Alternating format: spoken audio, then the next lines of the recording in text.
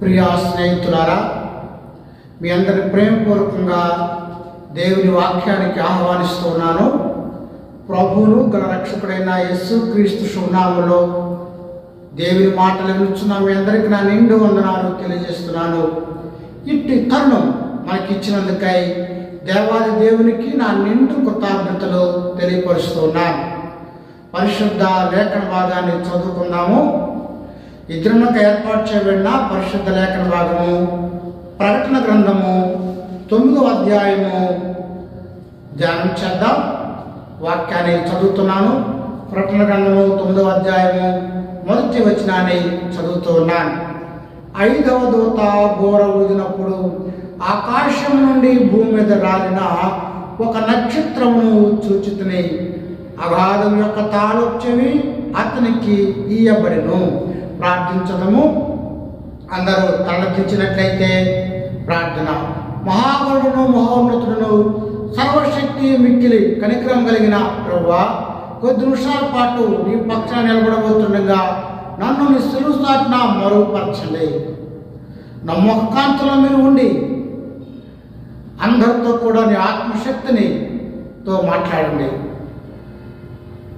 చెప్పబడుతున్న వాక్యం అందరి హృదయంలో ఫలించినట్టును, తద్వారా వారు జీవిస్తూ వారి జీవితాలు సరి చేసుకుని రాత్రులు ఎత్తబడినటువంటి వారిగా చేయమని, వాక్యాన్ని వినిచిన ప్రతి ఒక్కరిని పేరు పేరు మీరు ఆశీర్వదించమని మహిమాగణత ప్రభావం నీకు ఆరోపణ చేస్తూ యేసు దివినామడి వేడుకుంటున్నాం తండ్రి, ఆమేన్. ప్రియా దేవునిలారా, ఈరోజు ప్రకటన గ్రంథము 9వ అధ్యాయాన్ని ధ్యానం చేస్తూ ఉన్నాము. చదువుతున్నాను మరొకసారి. 9 మొదటి వచనం. 5వ దూత బోర ఊదినప్పుడు ఆకాశమును భూమి మీద రాని ఒక నక్షత్రమును చూచితిని. అగాధం యొక్క తాళపు చెవి అతనికి ఇయ్యబడెను. యోహాను పరవశుడైనప్పుడు దర్శనంలో ఒక విషయాన్ని చూస్తున్నాడు. అది ఏమిటంటే, ఆకాశం నుండి ఒక నక్షత్రము రాలింది. ఆకాశం నుండి నక్షత్రాలు రాలుతాయా? ఆకాశం అంటే ఇక్కడ పరలోకం. పరలోకంలో నుండి భూలోకానికి ఒక నక్షత్రము ఊడి పడిపోయింది. అనగా ప్రభు దాన్ని తోసివేసినాడు. ఎవరు ఆ నక్షత్రము? ఎందుకు ఆ నక్షత్రం రాలవలసి వచ్చింది అంటే, ప్రియులారా, సూటిగా చెప్పాలంటే ఆ నక్షత్రము లూసిఫరు, సాతాను. గుర్రం జాషువా ఆ సాహిత్యం అంటే నాకు ఎంతో ఇష్టం. ఆయన ఒక పద్యం రాస్తాడు, రాజు మరణించే నక్షత్రం రాలిపోయే అని. అనగా రాజు లాంటి గొప్పవారు చనిపోయినప్పుడు నక్షత్రాలు రాలిపోతాయి అని చెప్తాడు ఆయన. క్రీస్తునందు ప్రియా స్నేహితులారా, ఆకాశం నుండి నక్షత్రాలు రాలితే అనేటువంటిది వాస్తవము. వాక్యాన్ని చదువుకుంటూ మనం ముందుకు వెళ్దాము. యెషయా గ్రంథము 14వ అధ్యాయము 12వ వచనాన్ని నేను చదువుతూ ఉన్నాను.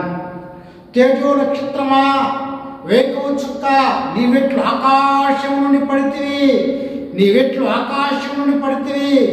జనములను పడగొట్టిన నీవు నేల మట్టు వరకు ఎట్లు నరకబడితివి. నేను ఆకాశమునకు ఎక్కిపోదును, దేవుని నక్షత్రములు పైగా నా సింహాసనం హెచ్చింతును, ఉత్తర దిక్కునున్న సభాపర్వతం మీద కూర్చుందును, మేఘముల మీద ఎక్కుదును. కృష్ణందు ప్రియా దేవులారా, ఈ మాటలు లూసిఫర్ మాటలు.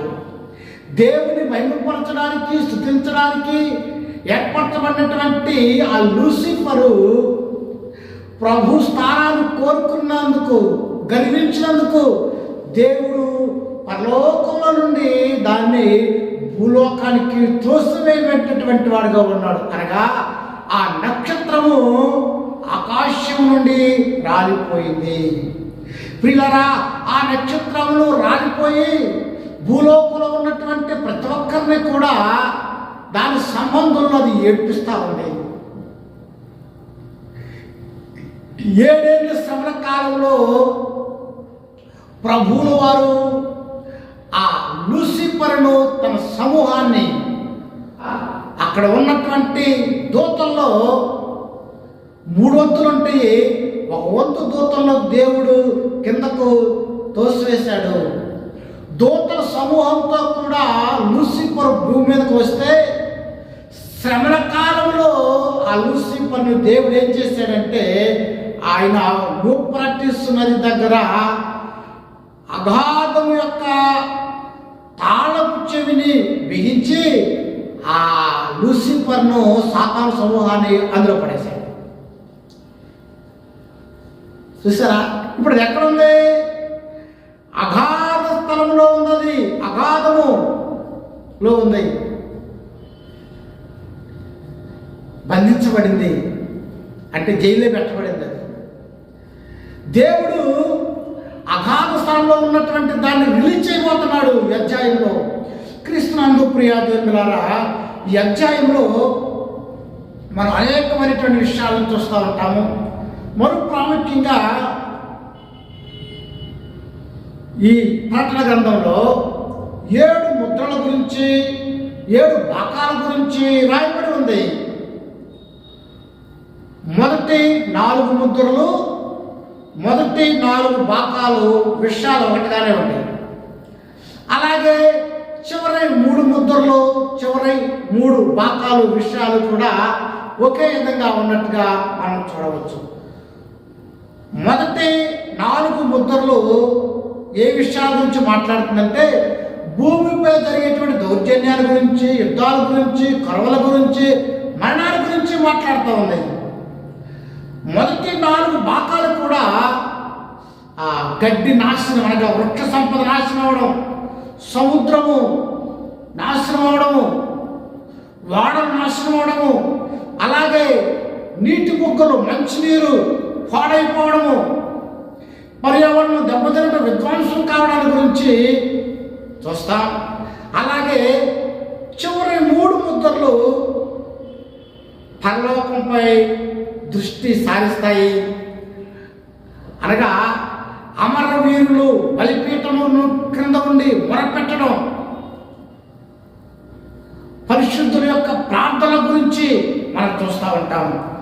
అలాగే పిల్లరా, చివరి 3 భాగాలు ఏ విషయాల గురించి మాట్లాడుతున్నాయంటే దేవుడు అగాధ స్థలంలో దాచబడినటువంటి, బంధించబడినటువంటి ఆ సాతానుని రిలీజ్ చేయడానికి గురించి రాయబడింది. అందువల్ల పిల్లరా, ఈ 9వ అధ్యాయం అనేటువంటిది ఈ ముద్రలకి, ఈ భాగాలకి ఒక మధ్యస్థ విషయంగా మనం చెప్పుకోవచ్చు. క్రీస్తునందు ప్రియా దేవులారా, దేవుడు లూసిఫర్ సాతాను సమూహాన్ని అగాధ స్థలంలో, అనగా బాటమ్లెస్ ఆ ఫిట్లో దాన్ని పడేసి బంధించినటువంటి వాడుగాను ఉన్నాడు.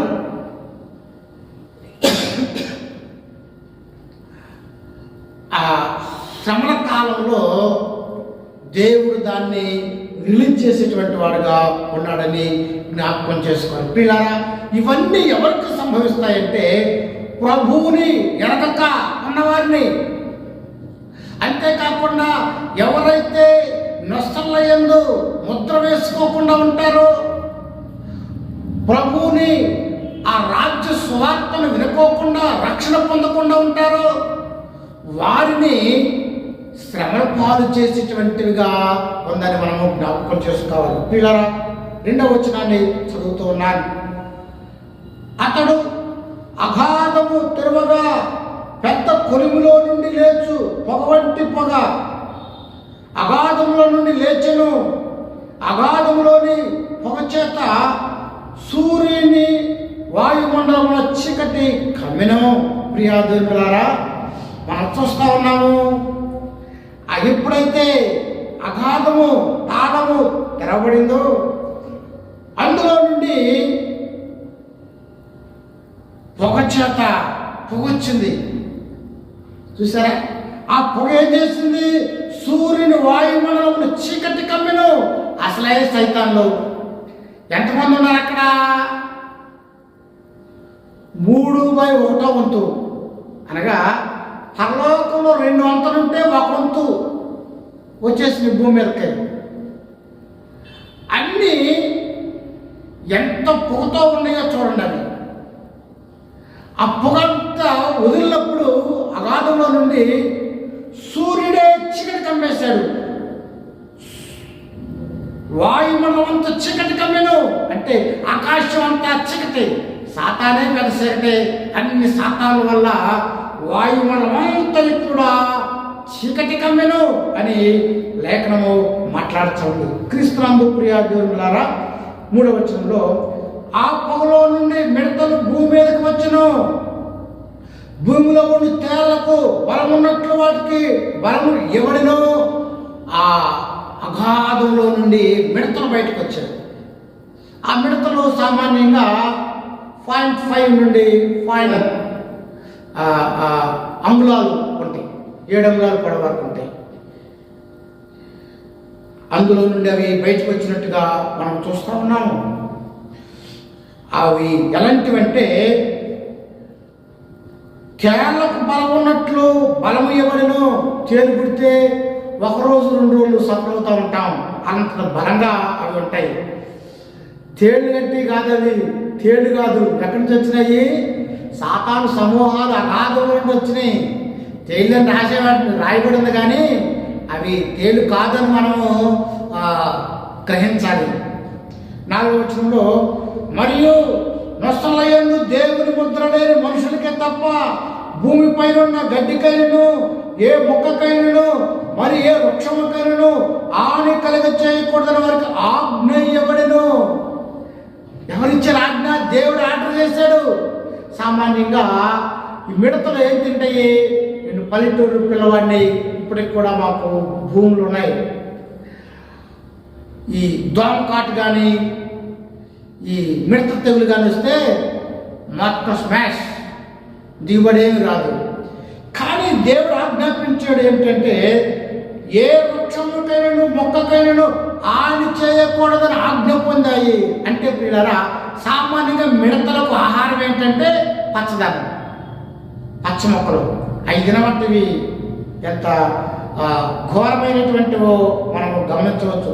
నొసలయందు ముద్ర లేని మనుషులకే తప్ప ఎవరైతే దేవుని ముద్ర వేస్తారో, మనకు తెలుసు ఈ 7వ అధ్యాయంలో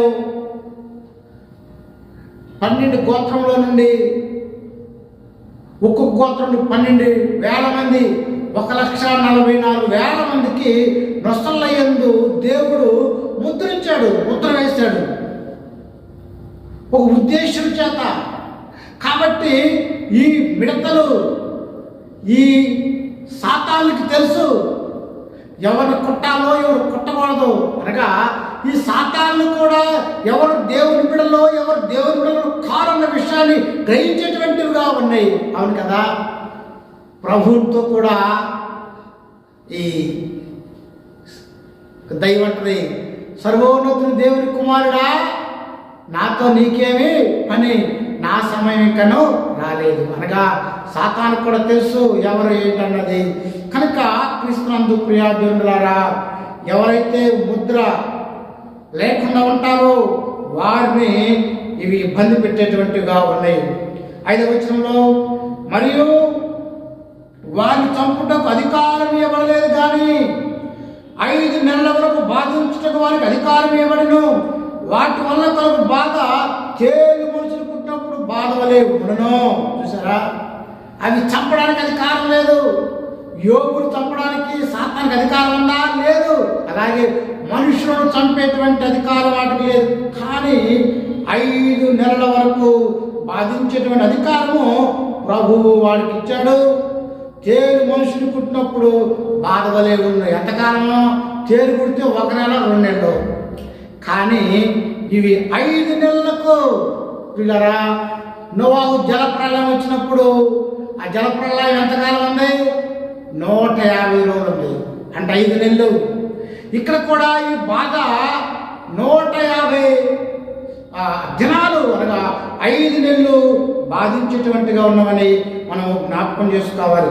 ఆ దినములలో మనుషులు మరణమును వెతుకుతురు, కానీ అది వారికి దొరకనే దొరకదు. చావలను ఆశపడుతురు, కానీ మరణం వారి పారిపోతుంది. పారిపోవును. ఈ మిడతలు ఎందుకు కొడుతున్నాయి? టు గెట్ రిపెంటెన్స్, ప్రజలు మారుతారని, పశ్చాత్తాపడతారని. ప్రభువు ఇలాంటి శ్రమ వారిని పెడుతుంటే వీళ్ళేమో పశ్చాత్తాపడటం లేదు. వీళ్ళు ప్రభు వైపు చూడకోకుండా మరణం వైపు చూస్తున్నారు. చావవలన ఆశపడుతురు కానీ, మరణాన్ని వెతుకుతురు కానీ వారి వద్ద నుండి మరణమే పారిపోవును.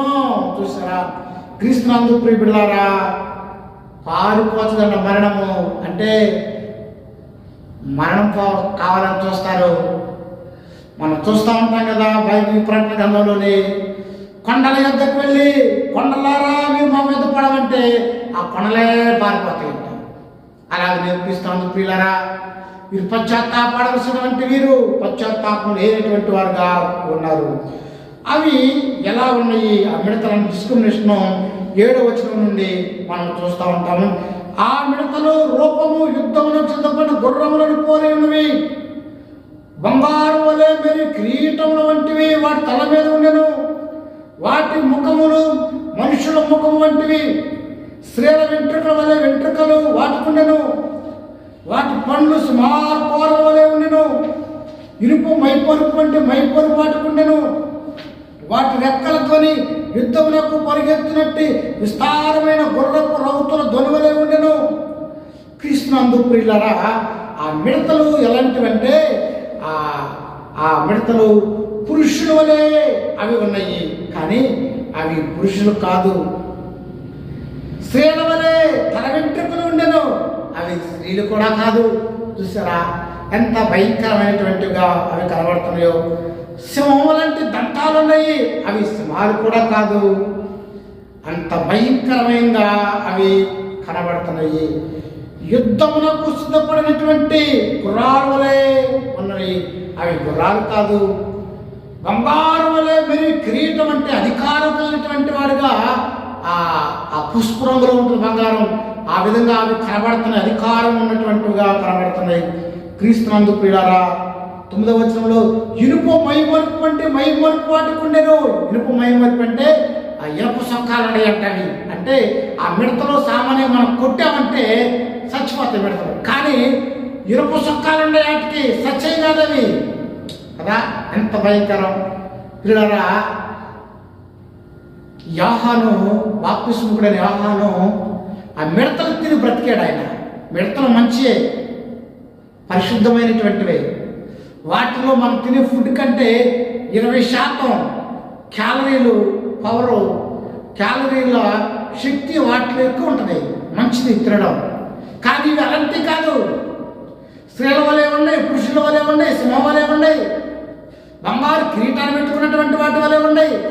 ఇవి భయంకరమైనటువంటి సాతాను సమూహము అని మనము గుర్తించవలసిన వారి వారంగా ఉంటూ ఉన్నాం. క్రీస్తునందు ప్రియార్థులారా, 10వ వచనం చదువుతున్నాను. తేళ్ల తోకల వంటి తోకలు కొండ్లను వాటికుండెను. 5 నెలల వరకు వాటి తోకల చేత మనుషులకు హాని చేయటకు వాడికి అధికారం ఇవ్వబడినో. చూసారా, అవి తేళ్ల వంటి కొండేలు ఉన్నాయి. కొండేల విషం ఉంటుంది. అలాంటి విషపూరితమైనటువంటివి అవి కుడితే 5 నెలల వరకు అవి బాధ పెట్టేటువంటివిగా మనం చూస్తూ ఉన్నాం. క్రీస్తునందు ప్రియులారా, ఎంత భయంకరమైనటువంటివి. అవి మిడతలు కాదు, అవి సింహము కాదు, అవి పురుషులు కాదు, అటు స్త్రీలు కాదు. ఎవరంటే ఇవి లూసిఫరు, అతని సమూహం అని మనం జ్ఞాపకం చేసుకోవాలి. ప్రియులారా, దేవుడు ఆజ్ఞాపించాడు మనుషులను ఇబ్బంది పెట్టమని. కనుక అవి కూడా దేవుని మాటలు వినేటువంటివి అని మనము జ్ఞాపకం చేసుకోవాలి. అవి భయంకరమైన క్రూరత్వము, దుస్తత్వపు దెయ్యాలని మనము జ్ఞాపకం చేసుకోవాలా. 11వ వచనం చదువుతున్నాను. పాతాళపు దూత వాటి పైన రాజుగా ఉన్నాడు. హెబ్రీ భాషలో వానికి అబద్దో అని పేరు. గ్రీసు దేశపు భాషలో వాని పేరు అపోల్లో యోను. క్రీస్తునందు ప్రియులారా, వాటికి నాయకుడున్నాడు, రాజున్నాడు. ఆ రాజు పేరేమిటంటే హెబ్రీ భాషలో వానికి అబద్దోన్ అని పేరు, గ్రీకు దేశ భాషలో దానికి అపోల్లో యోన్ అని పేరు. వీళ్ళనగా నాశనము చేయవాడు. దేవుడు చివరకు ఆయన సృష్టిని నాశనానికి అప్పగిస్తున్నాడు. అనగా విననల్ల ప్రజలకు శ్రమ. దేవుడు ఎంతగానో ఓర్పట్టాడు, కానీ మాట విననందున దేవుడు నాశనకర్తకు అప్పగించున్నాడని అవి మానవుని హింస 5 ఏళ్ళ వరకు పెట్టేటువంటివి మనము జ్ఞాపకం చేసుకునేటువంటి వారంగా ఉంటున్నాం. 13వ వచనాన్ని చదువుతున్నాను. మొదటి శ్రమ గతించెను, ఇదిగో మరి 2 శ్రమలు ఇట్లు తర్వాత వచ్చును. పిల్లరా, ఈ మిడతలతో శ్రమ అయిపోయింది, మరో శ్రమ రావచ్చున్నది. 13వ వచనాన్ని చదువుతున్నాను. 6వ దూత బోర ఊదినప్పుడు దేవుని ఎదుట ఉన్న సువర్ణ బలిపీఠం యొక్క కొమ్ముల నుండి ఒక స్వరము యూఫ్రటీసు మహానది వద్ద బంధించబడి ఉన్న 4 దూతలను వదిలిపెట్టమని బోర పట్టుకొని ఉన్న ఆ 6వ దూతతో చెప్పుట వీటిని క్రీస్తునందు ప్రియ దేవులారా, 6వ దూత బోర ఊరినప్పుడు యూఫ్రటీసు నది ఉన్నటువంటి 4 దూతలను రిలీజ్ చేయమని స్వరమైన వింటున్నాడు. యూఫ్రటీసు నది ఎక్కడ ఉంది? ప్రస్తుతం అది ఇరాన్ దగ్గర ఉంది. మనందరికీ తెలుసు, పాలస్తీనా, ఇరాను ఆ ప్రాంతంలో మనం ఆ యూఫ్రటీసు నదిని చూడగలుగుతాం. ఈ మ్యాప్లో కూడా ఈ చివరి ఉన్నటువంటి ఈ మొదటి మ్యాప్లో హారాము, క్రింద భాగంలో అక్కయ, మధ్యలో యూఫ్రటీసు అని ఉంది. ఆ ప్రాంతంలో ఇక్కడే అర్మిగద్దరు యుద్ధం జరుగుతుంది. ఇక్కడే సాతాను తన సమూహం ప్లస్ భూరాజులను ప్రోగు చేసుకుని యుద్ధం జరుగుతుంది. అంతేకాకుండా అనేకమైనటువంటి యుద్ధాలు యూఫ్రటీసు దగ్గర జరిగినట్టుగా చరిత్ర తెలియజేస్తూ ఉంది. కనుక ప్రియులారా, యూఫ్రటీసు నది దగ్గర సాతానును బంధించబడినటువంటి వాటిని రిలీజ్ చేయమని స్వరము యోహాను విన్నటువంటి వాడుగా ఉన్నాడు. 14వ వచనంలో యూఫ్రటీసు మహానది బంధించబడి ఉన్న 4 దూతలు వదిలిపెట్టమని బోర పట్టుకొని ఉన్న 6వ దూతతో చెప్పుట వీటిని వదిలిపెట్టమని దేవుడు ఆజ్ఞాపిస్తూ ఉన్నాడు. 15వ వచనంలో మనుషులలో 3వ భాగమును సంహరించవలని అదే సంవత్సరం, అదే నెలలో, అదే దినమున, అదే గంటకు స్థిరపరచబడిన ఆ 4 దూతలు వదిలిపెట్టబడి. క్రీస్తునందు ప్రియులారా, దేవుడు ఆజ్ఞాపిస్తున్నాడు ఆ 4 దూతలను వదిలిపెట్టమని దేవుడు చెప్తున్నాడు. అక్కడ సాతాను యొక్క సమూహము బంధించబడినటువంటివిగా మనం చూస్తూ ఉన్నాం. 16వ వచనంలో గుర్రపు రౌతుల సైన్యము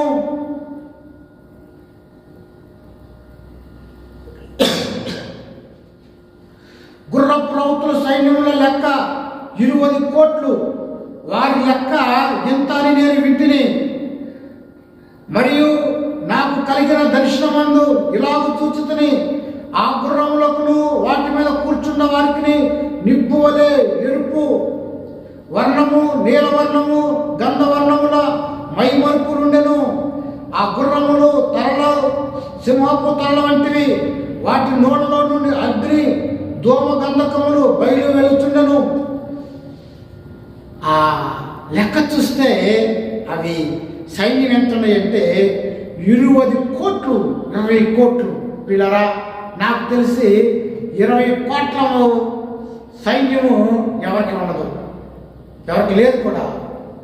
2వ ప్రపంచ యుద్ధంలో ఇరువైపులు ఉన్నది సైన్యం కేవలం 7 కోట్లే. 1965 సంవత్సరంలో చైనాకున్నది 20 కోట్లే. కనుక ఎంతమందో చూస్తూ ఉన్నాం ఇక్కడ. వీరు ఏం చేయబోతున్నారంటే మనుషులలో 3వ భాగం సంహరింపవలను. మనుషుల్లో 3వ భాగం అంటే మనుషులు 3 భాగాలు చేస్తే ఒక భాగం. సుమారుగా ఇప్పుడు ప్రపంచ జనాభా 800 కోట్లు. 8ని 3 భాగాలు చేస్తే 2.5 కోట్లు. ఇవి 2.5 కోట్ల మంది జనాభాని చంపేటిగా ఉన్నాయని మనం గమనించవచ్చు. వీరెంతమంది అంటే 20 కోట్లు. చూసారా, అంతమందిని సాతాను సైన్యము కలిగి ఉన్నది. 16వ వచనంలో గుర్రపు రౌతుల సైన్యముల లెక్క ఇంచుమించు 20 కోట్లు సైన్యం ఉంది. 17వ వచనంలో మరియు నాకు కలిగిన దర్శనం అది ఇలాగ చూచుతని ఆ గుర్రములు వాటిని కూర్చున్నటువంటి వారిని నిప్పు వలె ఎరుపు వర్ణము, నీలవర్ణము, గంధవర్ణమును మైమరుపు నుండెను. ఆ గుర్రం మీద కూర్చున్నటువంటి వారు చొక్క మైమరుపు ఇనుముతో కూడుకుంది, ఎర్ర రంగులతో కూడుకుంది. గంధకం అంటే అది చల్లదనంలో కూడా కాలిపోద్ది, అలాంటిది వస్త్రాలు కలిగి ఉన్నాడు. ఆ గుర్రముల తలలు సింహము తలల వంటివి. వాటి తల చూస్తే సింహాల వలె. వాటి నోళ్ళ నుండి అగ్ని, ధూమము, గంధకము బయలు వెలుచుండేది. చూసారా, ఆ గుర్రాల నోట్లో నుండి అగ్ని అంటే మంట, ఫైర్, దోమటి పొగ, గంధకం అంటే అది పాస్పరస్, అది కూడా మండే గుణమే. అనగా దాని నోట్లో నుండి గంధకం వస్తుంది, అగ్ని వస్తుంది, పొగ వస్తుంది. వాటి వల్ల మనుషులు చనిపోయేటువంటి వారుగా ఉన్నారు. కనుక ప్రియ జనులారా, మనుషులలో 3వ భాగము చెప్పబడను. మనుషుల్లో 3వ భాగం అంటే ఇప్పుడున్నటువంటి జనాభాను 3 భాగాలు చేస్తే 1/4 భాగం చంపేటువంటి అర్హత అవి కలిగినట్టుగా మనము చూస్తూ ఉన్నాం. 19వ వచనంలో ఆ గుర్రముల బలము వాటి నోళ్ళ యందును వాటి తోకల యందు ఉన్నది. ఎందుకనగా వాటి తోకలు పాముల వలె ఉండి తలలు కలిగినందున వాటి చేత అవి హాని చేయును. క్రీస్తునందు ప్రియులారా, ఆ గుర్రాలకు నోట్లో నుంచేమో పొగ, అగ్ని, గంధకం వస్తూ ఉంది. ఆ తోకలు పాముల వలె ఉండి తలలు కలిగినందున వాటి చేత అవి హాని చేయొచ్చు. పాము అంటే విషం. అటు నోట్లో నుండి అగ్ని, వెనక నుండి తాగుతో విషాన్ని అది వెదజల్లేటువంటివిగా ఉన్నాయి, హాని కలిగించేటువంటివిగా ఉన్నాయి.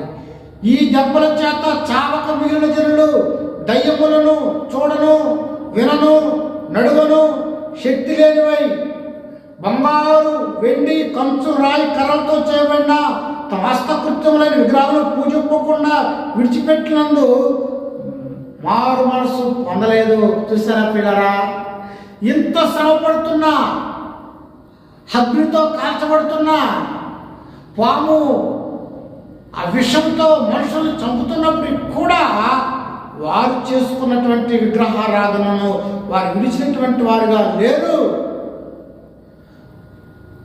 పూజింపకుండా విడిచినట్లు మారు మనసు పొందలేదు. వారు ఏవైతే విగ్రహాలు తయారు చేసుకున్నారో వాటిని విడిచిపెట్టి వారు మారు మనసు పొందడానికి, అనగా ప్రభు వైపు తిరగడానికి వారు ఇష్టపడేటువంటి వారుగా లేరు. 21వ వచనంలో మరియు తాము చేయుచున్న నరహత్యలను, మాయ మంత్రాలను, చోరత్వములను చేయకున్నట్లు వారు మారు మనసు పొందలేదు. క్రీస్తునందు పిల్లరా, వారు నరహత్యలు, చోరత్వములు అనగా పాపపు విషయాలు వారు చేసేటువంటి వారుగా, వారు అనైతిక జీవితం మార్పు చెందట్లేదు. ఇట్టి శ్రమలు వారు పడుతున్నప్పటికీ కూడా వారిలో ఏ మార్పు కూడా లేనటువంటి వారుగా ప్రజలు ఉంటున్నారు. పిల్లరా, నాడు పరో హృదయం ఎలాగైతే కఠినం చేయబడిందో వీరి హృదయం కూడా కఠినము చేయబడింది. క్రీస్తునందు ప్రియ దేవులారా, ఇవన్నీ కూడా ఎవరికంటే విడువబడినటువంటి వారికి, యేసు ప్రభువును ఆయన స్వార్థ అంగీకరించకుండా రాకడలు ఎవరైతే ఎత్తబడకుండా ఉంటారో వారు ఈ శ్రమలన్నీ అనుభవించేటువంటి వారుగా, ఈ ముద్రవిప్పబడినటువంటి శ్రమలు, అలాగే బోర ఊదినప్పుడు ఆ శ్రమలన్నీ కూడా విడువబడినటువంటి వారికి కలుగుతాయి. కనుక ప్రియ దేవులారా, ఈ దినం దేవుని మాటలను చూడబట్టి నీవు యేసు ప్రభువును ఇది కను సొంత రక్షణ అంగీకరిస్తే ఈ సాతాను సైన్యము నేను ఏమీ చేయలేదు. దేవుడు వాడికి అప్పగించడానికి కాదు నువ్వు చేసింది, ఆయన స్వరూపమందు నువ్వు చేసుకున్నాడు. ఎందుకంటే ఆయనతో కూడా నువ్వు ఉండాలని, ఆ పరలోక రాజ్యంలో ఆయన సింహాసనం ఎదుట నీవు ఉండాలనేటువంటి ఉద్దేశంతో ఆయన భూమి మీద నీకు జన్మనిచ్చాడని నీవు తెలుసుకోవాలి. కనుక ప్రియులారా, యేసు ప్రభువును సొంత రక్షణ అంగీకరించినటువంటి వాడుగానే ఉన్నట్లయితే ఈ ముద్రలు కానీ ఈ బోర్లు కానీ ఏమీ కూడా చేయలేవు. యేసు ప్రభువును సొంతంగా అంగీకరించాలని కోరుకుంటూ ఈ నా మాటలో ముగిస్తున్నాను. ప్రార్థన చేసుకుందాం. దయగల తండ్రి, ప్రేమ కలిగిన ప్రభువా, ప్రకటన గ్రంథము 9వ అధ్యాయము తెలియజేయడానికి ఇచ్చిన తరుణంకే వందనాలు. సాతాను సమూహముకు ఆజ్ఞాపించున్నారు తండ్రి, అవి కూడా నీ మాట వినేటువంటివిగా ఉన్నాయి. కనుక ప్రభువా, నీ మాటలు ఎవరైతే విన్నారో వారిలో పరితాపం, పశ్చాత్తాపం, మారు మనసు కలగ చేయమని, నీ రాకలు ఎత్తబడినటువంటి వారిగా చేయండి. ఈ లోకంలో ఎవరికి ఏది కావాలో ప్రభువా, సమస్తాన్ని నీవు ఇచ్చేటువంటి వాడు కనుక నీ కృపా సమృద్ధిలో నుంచి మీరు దయచేయండి తండ్రి.